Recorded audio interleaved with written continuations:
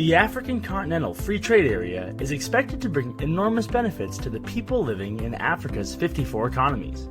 Increased incomes, access to cheaper goods, and higher levels of employment are just a few things that greater free trade could bring to the region. However, there is one particular development that economists predict the AfCFTA might bring about, which could fundamentally transform Africa's economy for centuries to come. This development brought immense prosperity to much of Europe, North America, Oceania, and Asia, and is only now beginning to be seen in Africa. I'm of course talking about the opportunity for African states to, at long last, drastically increase their manufacturing output. Africa's lack of industrialization has been a concern among development economists for decades. After the fall of colonialism, many hoped that African states would open themselves up to the rest of the world, utilize their cheap labor to attract foreign investment, build human capital, and in time, reap the rewards that industrialization and higher wages bring.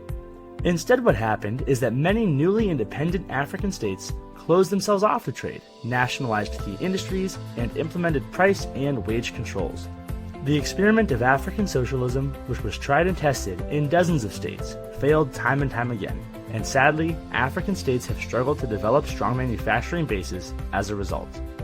Today, more than 20 sub-Saharan African nations find themselves on the United Nations least developed countries list, indicating that this is the poorest region on the globe. However, if the free trade area can spur industrialization across the continent, the prospects of all sub-Saharan African nations will certainly improve. There are three reasons that help us understand why industrialization is important for Africa's economic growth. First, modern industry allows labor to become more productive. Without the necessary equipment to speed up the production process, laborers' ability to maximize their output and therefore produce more is reduced. However, when physical capital like heavy machinery can be used, workers become more efficient and produce more, all at a lower cost and in a shorter amount of time.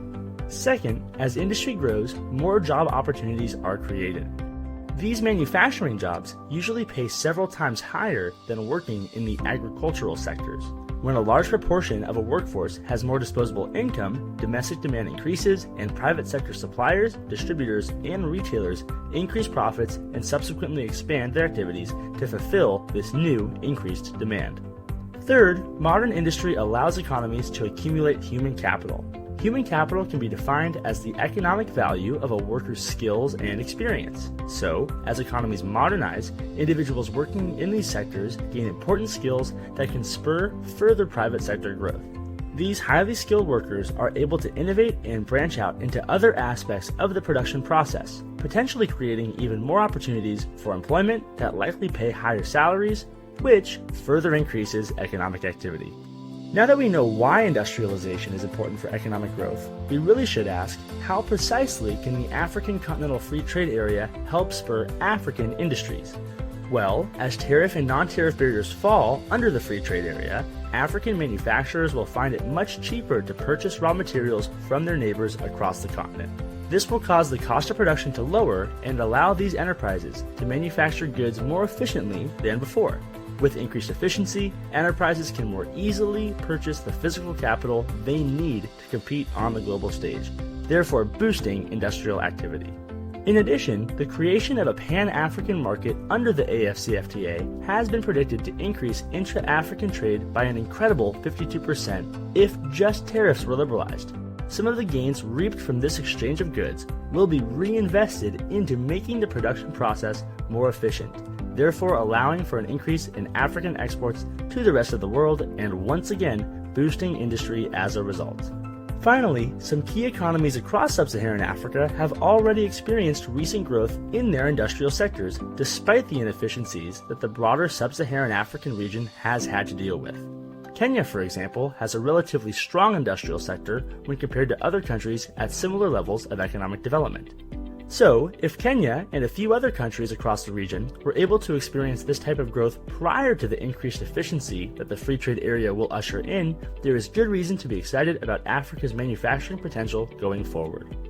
Sub-Saharan Africa is a region that has struggled to enjoy stable economic growth, but the prospect of finally transitioning towards a modernized economy with a strong industrial base is exciting many across the continent. After all, wherever it has occurred, industrialization has resulted in millions being lifted from poverty and billions of us across the world becoming better off. Thanks for watching. If you enjoyed this video, make sure to follow the IATP on Twitter at @the_IATP. Also, hit the like and subscribe button below and check out our website at www.theiatp.org.